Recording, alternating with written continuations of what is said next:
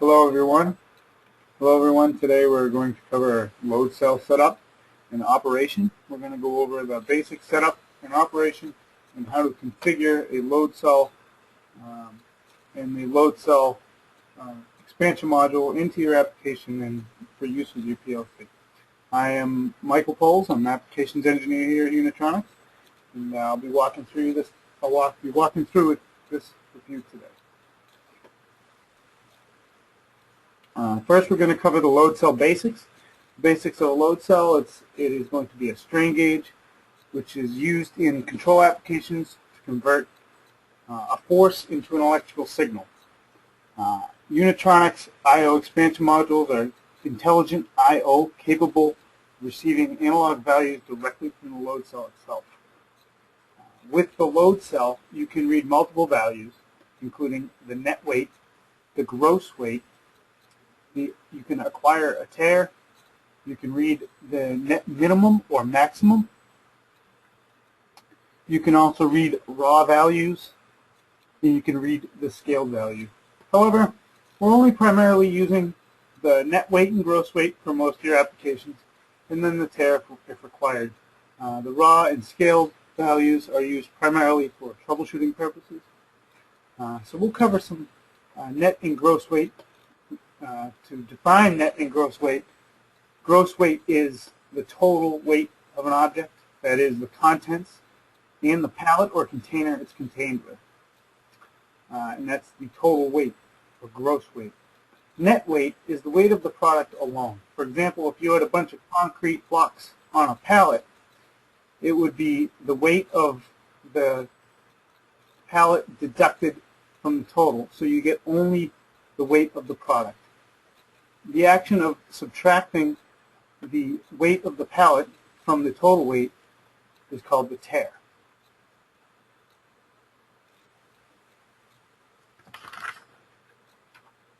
This is also known as a dead load. In order to connect the load cell modules that you will have to the load cell expansion module that we have, you may have an LC3, which may have 3 different channels, or an LC1, which only has 1. Either way, you're going to find either a 4 or a 6-wire wiring configuration for the modules. The 4-wire you'll see is slightly different, as it has jumpers connecting the excitation positive and the sense positive that you can see with the 6-wire, which is wired to the sense. You need to ensure that you would jump the excitation plus to the sense plus if you're using a 4-wire, and as well for the sense minus to the excitation minus as shown. After we've actually wired the device, now you need to navigate into the hardware configuration. Within the hardware configuration is where we define a lot of physical parameters and where we're connecting things within the load cell. So here we can see we've assigned a LC3 in the hardware configuration that we're going to use. And you can see it has multiple options and selections. It's labeled load cell 1, 2, and 3. This is in reference to the channels that we're actually using on the screen, should I say on the module. However, on the module itself, it's labeled load cell 0, 1, and 2. You need to keep in mind that the load cell module starts counting at 0. We're here in the hardware configuration. We start counting at 1. Therefore, load cell 0 would be marked as load cell channel 1.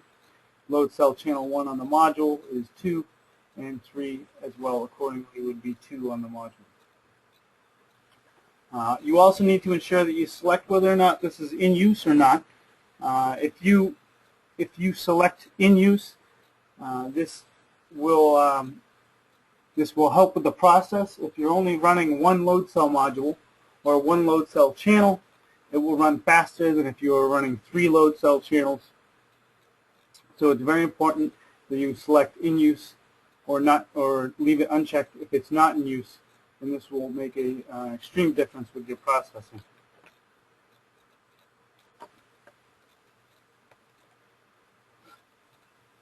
You'll see here that we have a resolution. We've selected high resolution. and we're reading two values. These two values are going to be our net and our gross weight. As you can see here, once we've selected that we're going to read two values, this would be our net weight, and this beneath it would be our gross weight for our second input. If you were to select one value, you would only enter one value here, and that would be a gross value or your total value. Also, you can see we have another selection for our excitation current. This is going to be AC. If you were to select DC, that's only used primarily for troubleshooting purposes. If you're connecting with a load cell module, you're going to select AC unless otherwise specified. And another thing to take into mind is we have this hardware status message. We're going to cover this shortly. But the status message, what it will do is it will give you a bitmap of the load cell's hardware status. That is the load cell module itself. It will give you information such as if the scale is in motion, or the set point for an output is set, which we will cover later. With this bitmap that we're reading from the hardware configuration status, it's going to look as an integer here, and it needs to be converted to a bitmap. So we're going to use the num2bit function, which then stores it in a location and displays it. You can read it in bitmap status and the associated bits. This is then referenced within the help file, because this bitmap is going to basically be a vector of bits, and then you would point to an individual bit to determine what the status is. Again, you can see this in the help file if you wanted further information. Next, we have the load cell configuration function block. Now we're moving into the ladder. If you notice, we just went through the hardware configuration, and now we're in the ladder for the load cell configuration. Again, here we need to define some locations for the load cell module. Here on the left-hand side, we can see what we're doing is the first unit, the expansion unit, we're telling it where it lies on the DIN rail. This is the first unit on the DIN rail, so we've selected 2. And I'm sorry, this is the first unit on the DIN rail, so we've selected 0. And the load cell channel that we're using would be the last channel in an LC3 module, which would be load cell 2, or LC2 as shown in this illustration here. On the right-hand side of the function block, you can see our command status messages. Here we have success and a function in progress bit. Also, as I stated, there's a command status message. This is a second status message. Unlike the one that we were just looking at for a hardware configuration, we have a load cell configuration, and this status message is different. It's going to be updated at the end of all operations using this load cell configuration.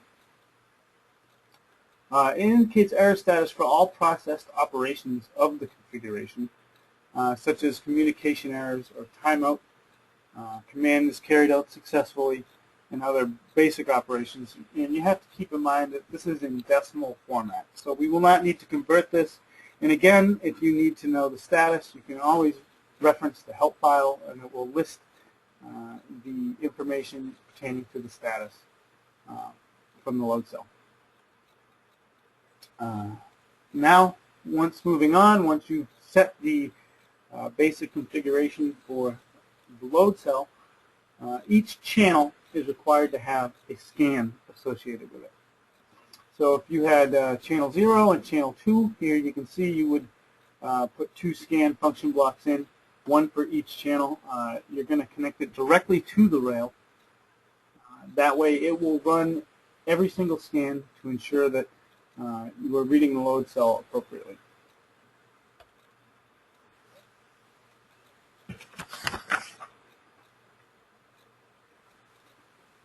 Moving forward to calibration. Calibration is going to match a raw data value to a known weight value. If you're familiar with analog devices, this is extremely similar. It is exactly the same as a linearization. You are going to primarily just take a raw value, link it to a known weight value. For example, here, you would take a weight, say, of 20 kilograms, and you would place it on the scale. using this load cell calibrate function block. As you can see, I've listed a PLC on the screen, and this would be 0.2. For example purposes, I put a 20 in here to match the calibration. This is our known weight. So when we put that weight on the scale itself, it's going to read a raw value of 6. So when we push calibrate 2, it'll link the raw value of 6 to the highest weight of 20 kgs. And likewise, once we push that calibrate button, once we go to the 0.1, which will be this low value of 5, we can put a weight of 5 kilograms on the scale. And we calibrate 0.1, and it will link this raw value of 3 to 5 kilograms. So now we have a basic linearization between 2 points, which will give us an accurate reading. You are required to have at least 2 calibration points when you calibrate the load cell. Again, it is a linearization. You can have up to 12 calibration points, but 2 are required to have it function appropriately.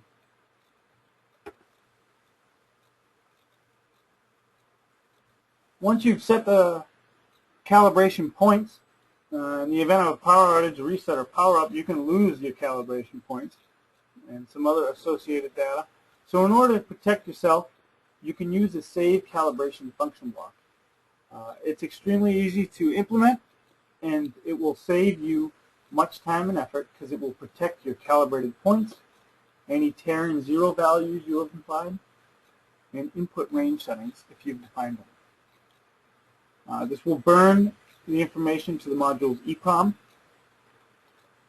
and you're going to use the save calibration function block whenever you enter or edit parameters for the calibration points or any other tare zero values or input range settings. If you did want to clear the calibration, you can clear the calibration. This is possible to clear the calibrated points, tare, zero, input ranges. Say if you were having some unexpected results or you weren't quite sure why it wasn't reading appropriately, you could clear the values with a simple clear calibration function block. Again, this is extremely simple to implement. It will not clear or erase the values from the EEPROM. Original values can be retrieved from the EEPROM by resetting the controller. However, if you did want to delete all the values from the EEPROM, you could run the clear calibration and follow that by the save calibration, which we just covered.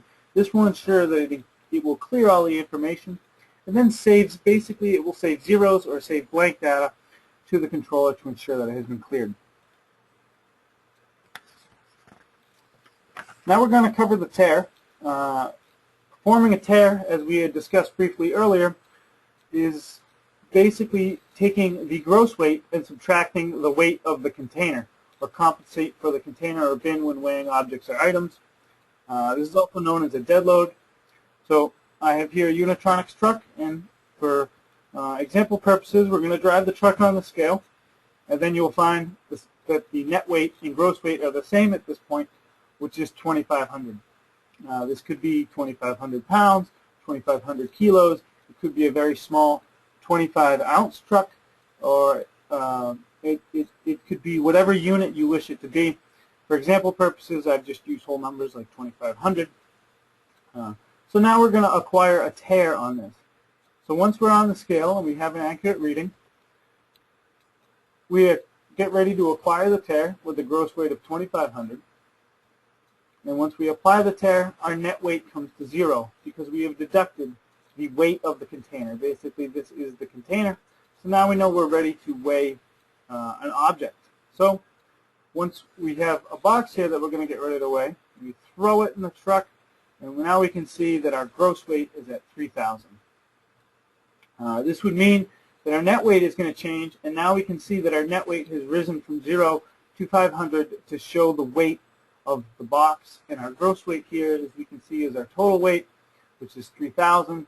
So now we have a reading on both the container, and it's compensated for with the net weight, or the weight of the container, or the weight of the product that we're showing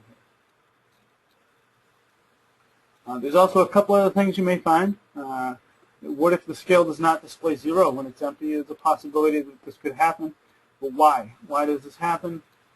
You can have an accumulated buildup on the scale surface.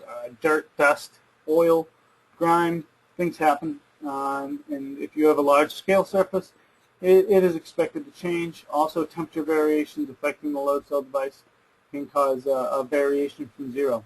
However, we have a function block called acquire 0. This is used to set the scale to 0 if it does not read the 0 value as you expect it to be. It's a very simple implementation of a function block, just like the two we looked at previously. As you can see here, once you institute the function block, say if the scale was not reading precisely 0, you have an empty scale, you apply 0, it brings it back to 0. You want to ensure that you do this before the operation or at the beginning of your weighing session. And it will set the gross value back to 0, the total weight back to 0.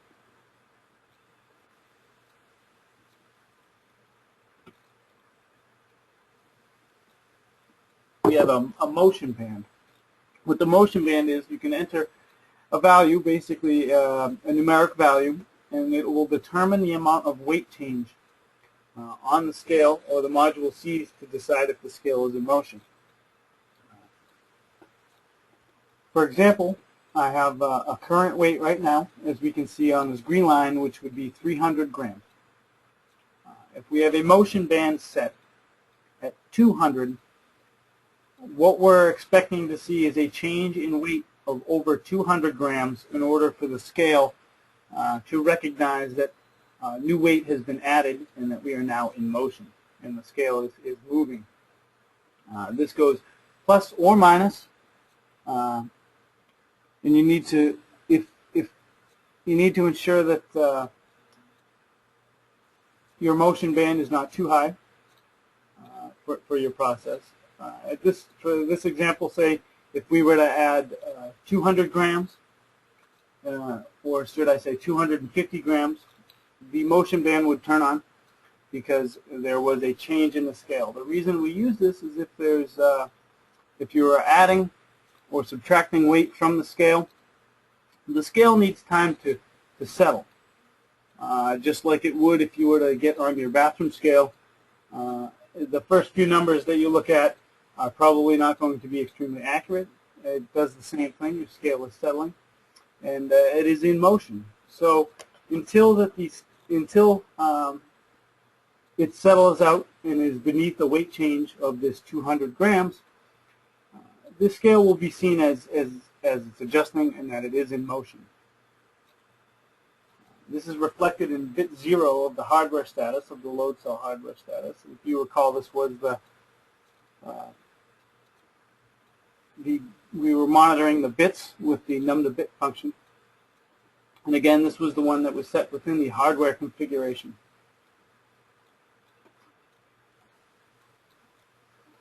Also, these setup commands are not saved to the EEPROM. They are run once and only once.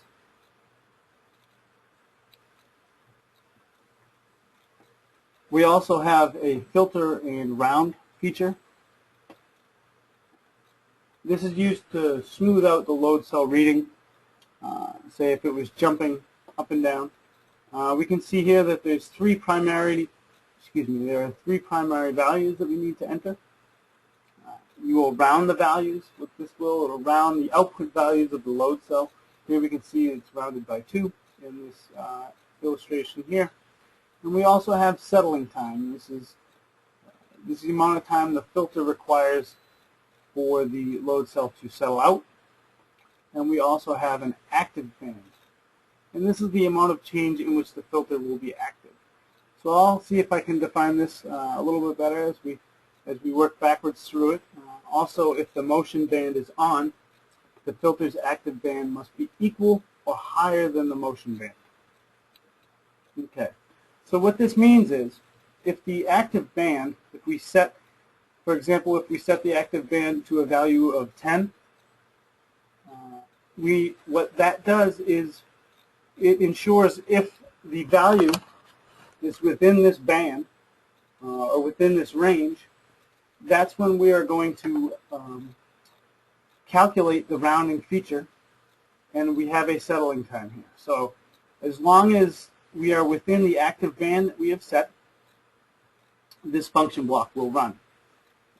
If we are outside of the active band, or the amount of change in which the filter will be active, as you can see, this is similar to the motion band. So if the scale goes and it is in motion and the motion band is exceeded, it states that the scale is in motion. And also the active band has been exceeded and the function block will no longer run. What this does is it ensures that you have more processing power and a quicker time to reach your final reading, because if you have such a large change in weight, it will fall outside of the active band. Therefore, the filter and round feature will not be running on the controller, and it will allow you to reach your final weight faster. Once it falls within the active band range, it will fall into its settling time. It will take a certain amount of time to settle, and then it can round the value appropriately. Again, this type of command is not saved to the EEPROM, and it is run only once. We also have the set point feature. We can turn on and off outputs of the load cell with a set point. Each output on the module may be defined as a set point, and this runs independent of the ladder application. Again, we're going to use the load cell hardware status message, which is the MI that we broke down into a vector of bits. We're going to monitor this to determine whether or not we're turning on or off the associated output. Again, this is the bitmap that we were referring to, and bit 6 has been linked to output 0 and bit 7 to output 1. So once you convert that hardware status message, you can monitor the 2 bits that you've laid out in a vector in order to monitor the output. Here we can define it a little better. Here's an illustration of the load cell set point function block.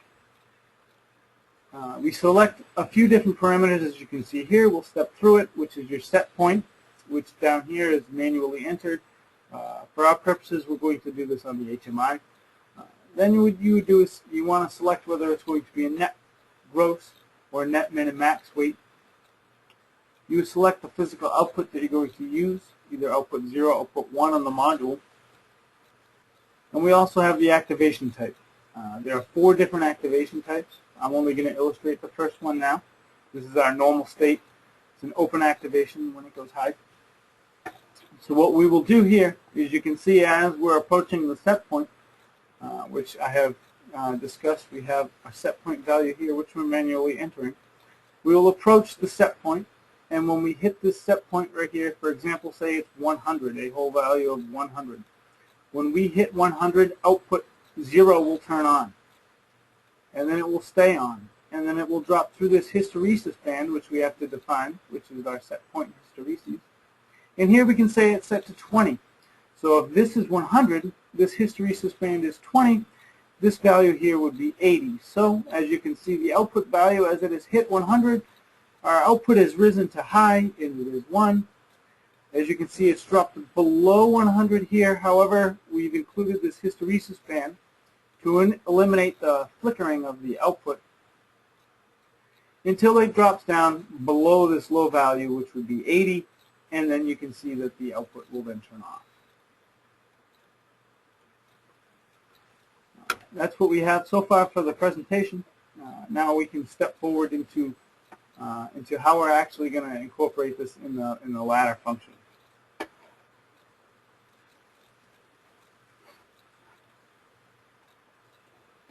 Here you can see I have a basic load cell application that we're going to step through. The first thing that we want to ensure that we look at, however, is the hardware configuration. As I've selected the load cell module from the left-hand plane, you can see here the options to include. We have multiple channels, load cell 1, 2, and 3. And again, like I had stated, we need to ensure that we select whether or not they are in use, or whether or not they are not in use. This will make a big effect in the processing. in the processing time of the load cell. I have selected a load cell 3, an LC3 module. If I was running 3 load cell channels and I was extremely concerned about process time, I could use 3 LC1 modules in lieu of 1 LC3 module. 1 LC3 module, should I say, as it will process the 1 value faster than the load cell 3 will process all 3 values. So if you had a critical process that you wanted to ensure that you were running, and you had 3 different weights that you wanted to monitor, you would have the fastest response from 3 individual LC1s instead of 1 individual LC3 with 3 channels selected. So it is very important to determine which load cell you're using and whether or not it is in use at that time. Here we can see I will select if this is in use. I can select whether or not I want my resolution to be high or normal, or an ML or MI. Again, you can see I can select my values as 1 value, which would be the gross, or 2 values, which is gross and net. Again, the excitation is either AC or DC. DC is primarily used for troubleshooting purposes, so we primarily only want to select AC when we're running with this. And then our input values, which you will link to memory longs, or memory integers if required. And again, this will be the net and the gross weight. And then our hardware status message as well. I have already linked this in the application for in use for our 2 values, and I do have registers linked already for the net and gross weight, and as well as the load cell status. So now I know we're all set. We're ready to go. It is definitely in use, so I can select OK, and then we'll move on to our next configuration. This is the ladder configuration. As you can see here, I've defined that it is the first unit on the DIN rail. I am using the 3rd channel, which is labeled 0, 1, and 2 on the module, which would be 2, which would be the final channel on that module. As you can see, if I were to select it, it starts counting at 0, 1, and 2, so 2 is what I would select, and I click OK. It's fairly simple. We have our expansion unit locations on the left, and on the right-hand side is our status operands, our load cell command status message, a success bit, and a function in progress bit. Beneath that, we see here we have a load cell scan function block, which is linked directly to the rail. So we can ensure that it will continually run on every scan and read the load cell module. Beneath that, we have this function in progress and a system bit that we use for I/O expansion module communication to ensure that we are free. Again, what this is the function in progress for that load cell, to say, okay, there is no load cell function in progress. Our command module can communicate. Then we're going to enable the ability to give the load cell a command. So we're using this as a condition later on within our logic.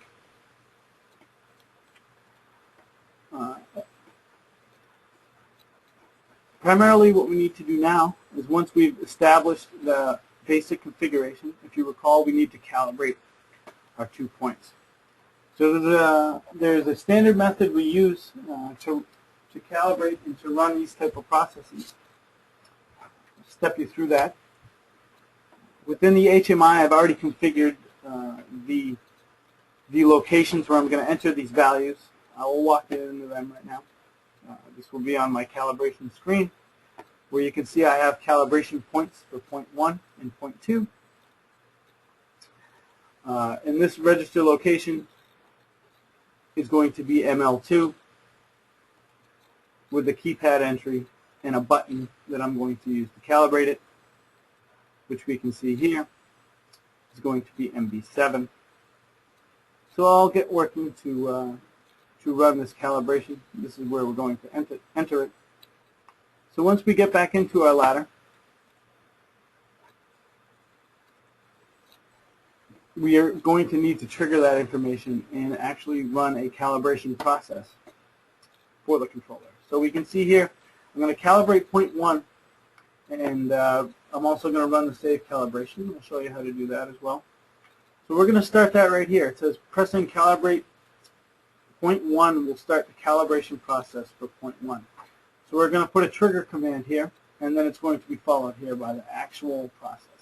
So this is how it's going to run. I'm going to take a positive transition of MB7, which was that push button, if you recall, and I'm going to link it to the rail and take a set coil,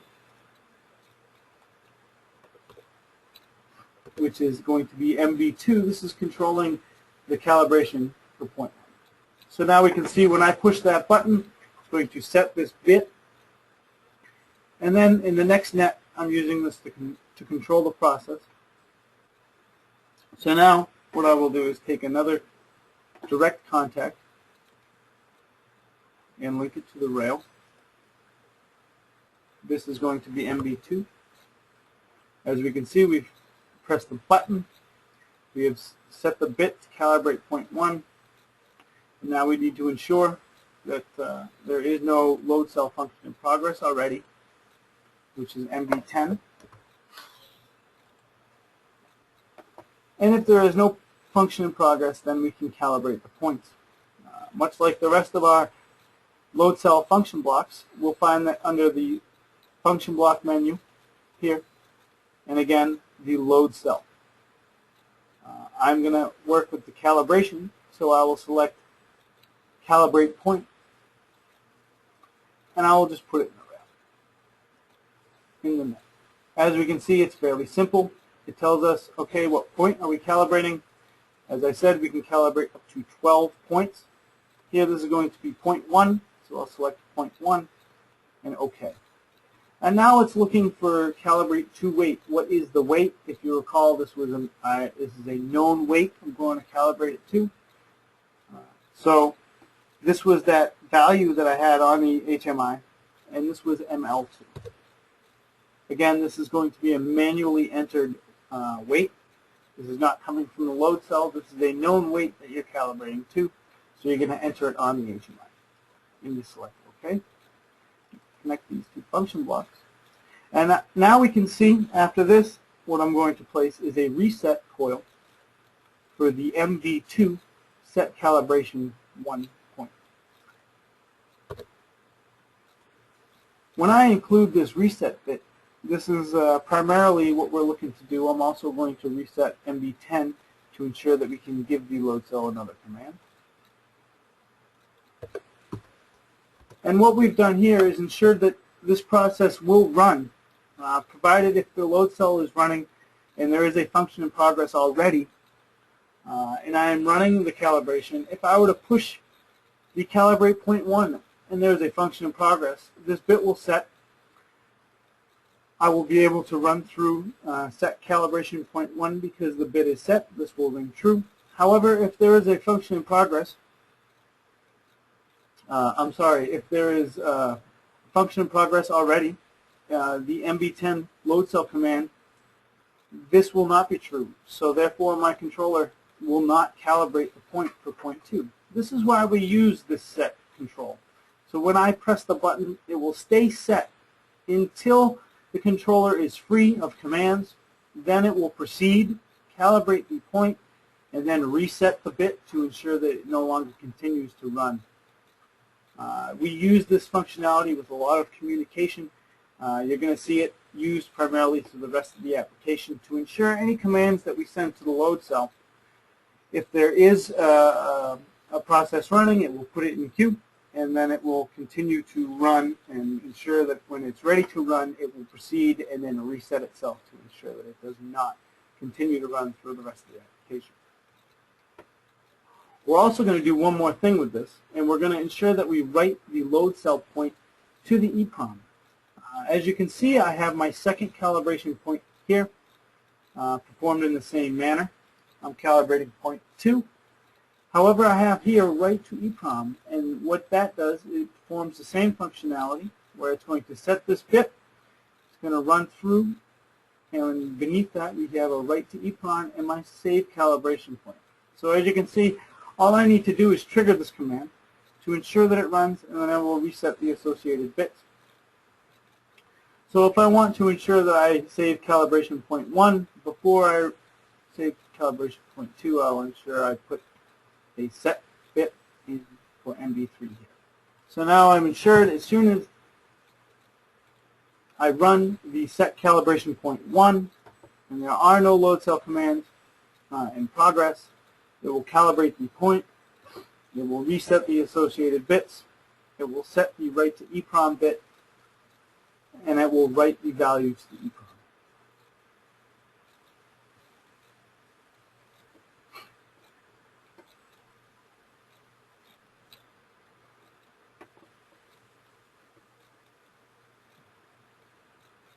So now we'll go online to see some of the functionality of the load cell.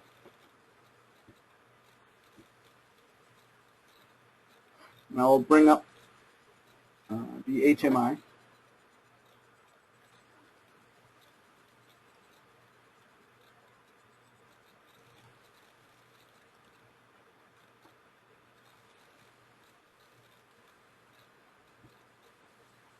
Make this a little bit bigger so we can view it. And here we can find my calibration screen. So what we're going to do now, as you can see, I have some raw values in here. I do not have something extremely heavy on the scale, in case you were curious. But what we're going to do now is run through the process of calibrating the scale and to show how it will work.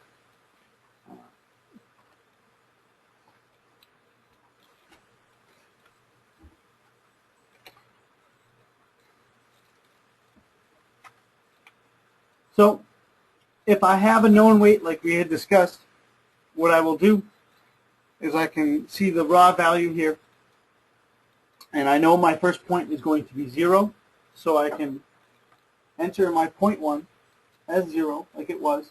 As you can see, I've located it in here, and now I can say there is no weight on the scale. This is my 0 point, so I will calibrate that point. You can see now with no weight on the scale, my gross weight just linked the fact that that raw value is a 0 value. So now I can link my higher value. This is 0.2.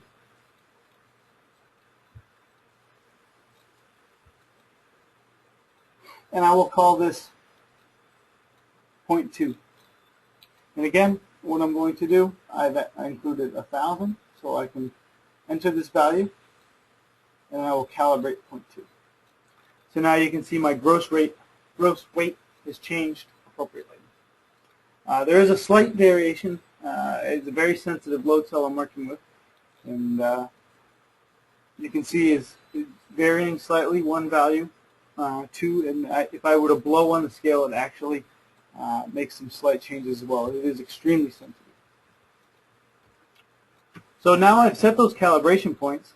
Once I go to the scale,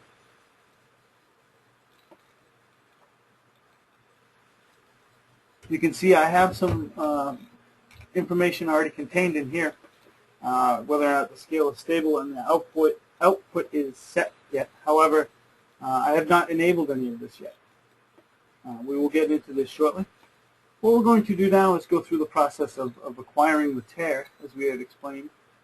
So what I can do here is we'll step down, and again, this functionality should seem fairly familiar with what we were looking at. We're setting the bit, and then we're running the acquire tare. So say, for example, I had a weight that I was going to weigh, and I needed to put it in a container on the scale to ensure that it is weighed appropriately. So I put my container on the scale, and it reads a value of 12 here. So now all I will have to do, because I have included this acquire tare function block, is I put the weight on, and I would press acquire tare, and you can see it will change the net weight back to 0, but my total or gross weight still remains the same. So now I can include the weight I wanted to put on the scale, and you can see it'll increment, and I actually put the full value or close to the full value on the scale. So I should be reading around my max value. As you can see, my gross weight is higher because it is compensated for the weight of the container. And it will remain that way. And then say, for example, now we've weighed a few items.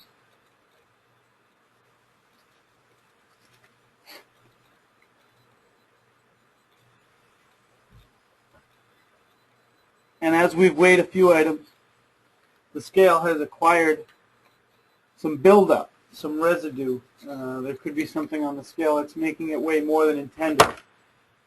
So at this point, what we're going to do is we need to ensure that we zero out the scale.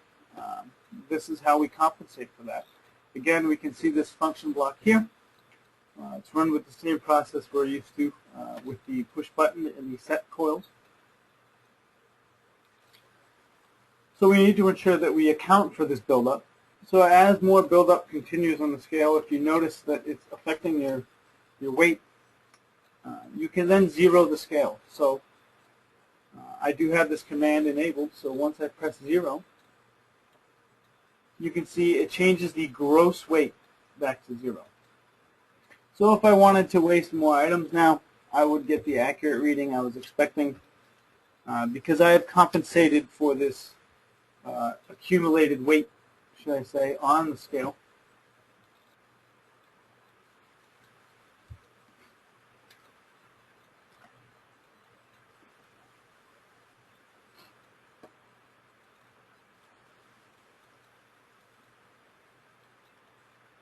Here we have the clear calibration points. I have this included on the in the application for your reference. You can see it's run the same way that we have the rest of the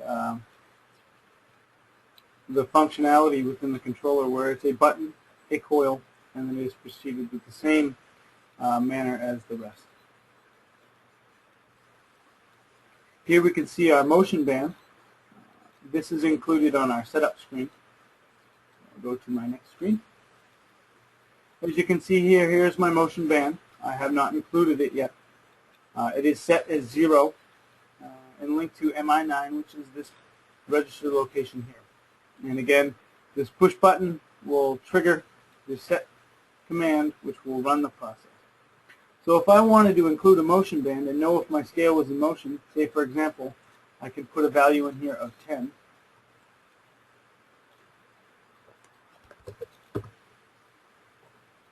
And I'll press enter. I will set the motion band. And now, if you notice when I come back to my scale, now if the value changes over 10 units, I get this in motion or stable message from the controller. Again, you may be wondering where this is coming from. However, if you recall, this is when we use the load cell hardware status, specifically bit 1, within that status to monitor whether or not the scale is in motion. If you're curious on how this works, here at the bottom I will jump real fast, and we can see we have a num to bit function. I have linked this into the memory at the bottom. This is something you can use when you're online. And the load cell status will change. As you can see, I've taken the hardware status and linked it to memory bit 200 to display the vector of bits starting at memory bit 200. So therefore, as we're running this, memory bit 200 should go high if the scale is in motion. You can see that here immediately with the actual memory bit 200 link.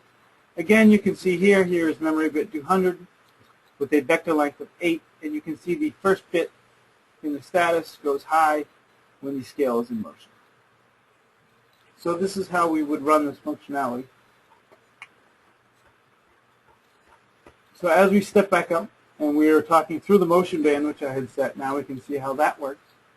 The next function we're going to look at is our filter and round. As you can see, we're jumping between 5, 6, 7. If the wind blows or if I touch it, it slightly changes. There is a way to stable this. This is the filter and round. Again, like the motion band, what we'll do is provide you with information where the scale is not stable when it is in motion.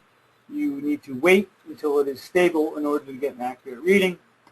The filter and round also provides you with a more stable or more accurate information. Here we can see that we can enter whether or not it can be rounded by 2. I have not included this yet. My settling time and my active band as well. So now if I go to the calibration screen to enter this information, you need to recall that my filter and round active band, or should I say the load cell active band, needs to be higher or equal to my motion band. So I will make it the same for example purposes, and with this I will enter a value of 10 and set the filter and round. So what this will do is, if this will work, if the value changes and it is less than the band of 10, the load cell filter function block will start to calculate to give us an accurate reading to eliminate the jumping that could be caused by the sensitivity of the scale. So now when we go back to the main screen, you should be able to see I get a much more accurate reading. And I've also included the round feature, so if I was reading decimals or whatever it may be, it is not consistently jumping back and forth. It is a much more stable reading. And as you can see, it is now reading only whole numbers, or even numbers should I say, and not odd numbers, because I am rounding it by a value of 2. And you can see it still functions when the scale is in motion.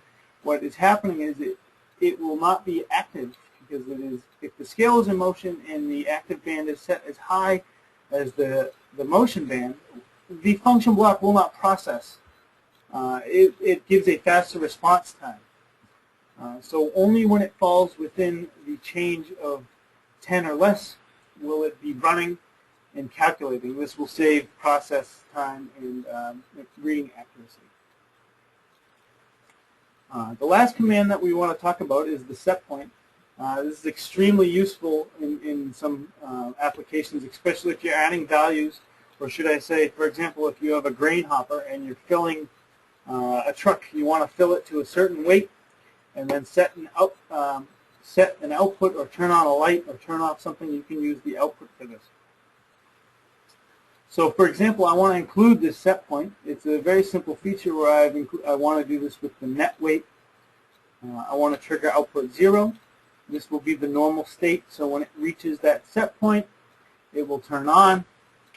The value right now is 0. I'll enter 1, and it has a hysteresis of 20. So what I will do now is I will enter a value into the MI8 location, and you can find this in my setup screen. I have included a set point value, and I can also enable or disable the set point, which is why I have 2 buttons associated with it. So for this example, what I'm going to do is I'm going to include a set point of about 500, which is right about in the middle of my range.